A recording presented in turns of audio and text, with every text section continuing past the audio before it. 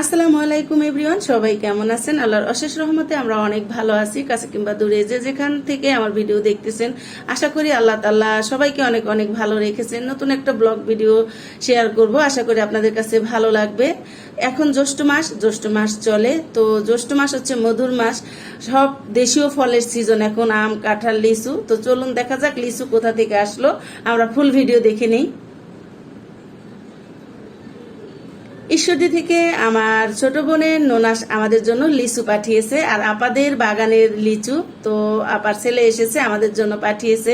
আলহামদুলিল্লাহ, লিচুগুলা কিন্তু দেখেই তো তর্স হয়েছে না কখন খাবো। তো বিসমিল্লাহ বলে এখন বের করে নিব। আর দেখে তো আমি অনেক অবাক হয়ে গেছি, এত সুন্দর লিচু, একদম টাটকা, গাছ থেকে পেরে সাথে সাথে নিয়ে আসছে। আর বেশ বড় বড় আর এত মিষ্টি। আমি আনার সঙ্গে সঙ্গে আগে একটা খেয়ে দেখেছি, আলহামদুলিল্লাহ অনেক ভালো লেগেছে। আর এই তো আমি বিসমিল্লাহ বলে লিচুগুলা বের করে নিচ্ছি, আর আমার হাজবেন্ড তো ভীষণ খুশি লিচুগুলা দেখে, বলতেছে এত সুন্দর লিচু। আমরা তো আসলে বাজারে কেনা লিচুগুলা যে খাই সেগুলো কিন্তু এরকম টাটকা পাওয়া যায় না, সেগুলো হয়তো আগের থাকে বা ওরকম সুন্দর থাকে না। এটা কিন্তু বেশ সুন্দর ছিল। আর এত সুন্দর লিচু পাঠিয়েছে, অনেকগুলা লিচু পাঠিয়েছে আলহামদুলিল্লাহ।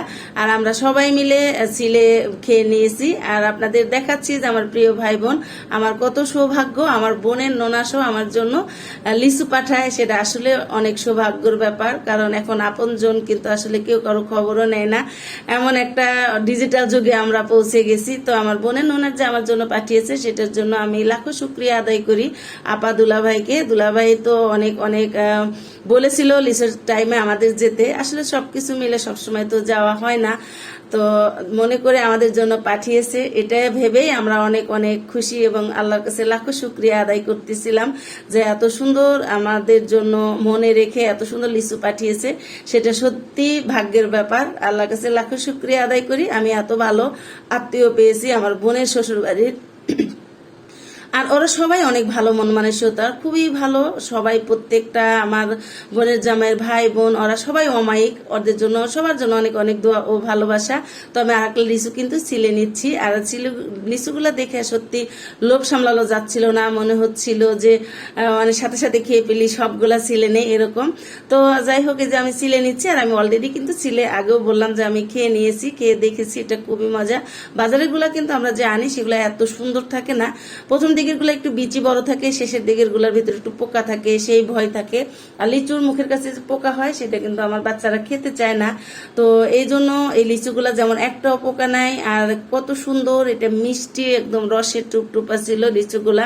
আমার তো ভীষণ ভালো লেগেছে খেতে, আমার ছেলে মেয়েও বেশ মজা করে খেয়েছে। তো আসলে রিজিকের মালিক আল্লাহ, আল্লাহর তরফ থেকে রিজিক আসে। তো আমাদের রিজিকে যেটা ছিল সেটা আমরা পেয়েছি। আর আপাদুল্লাহ ভাইয়ের কাছে লাখো শুক্রিয়া আবারও আমি আদায় করি আল্লাহর কাছে, যেন আমার আপাদুল্লাহ ভাইকে সবসময় আল্লাহ তাআলা ভালো রাখে, সুস্থ রাখে।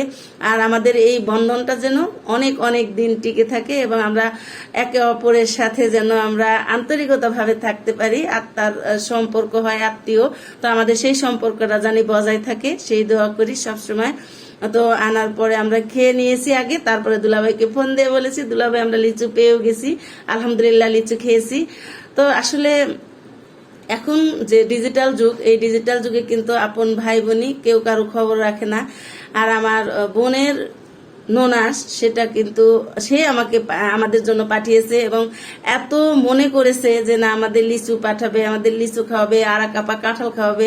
সেটা আসলে অনেক অনেক ভালো লাগতেছে। আর আমরা দ্বিতীয়বারের মতো গিয়েছিলাম ঈশ্বরদী ঈদের পরে, আপনারা অলরেডি অনেক অনেক ভিডিও দেখেছেন, আমি ঈশ্বরদী গিয়েছিলাম। তো আলহামদুলিল্লাহ, সবাই দোয়া করবেন আমার জন্য, আমার এই পরিবারের জন্য, বোনের শ্বশুরবাড়ি সবার জন্য। আজকের ভিডিও এখানেই রাখছি, সবাই ভালো থাকবেন, আল্লাহ হাফেজ।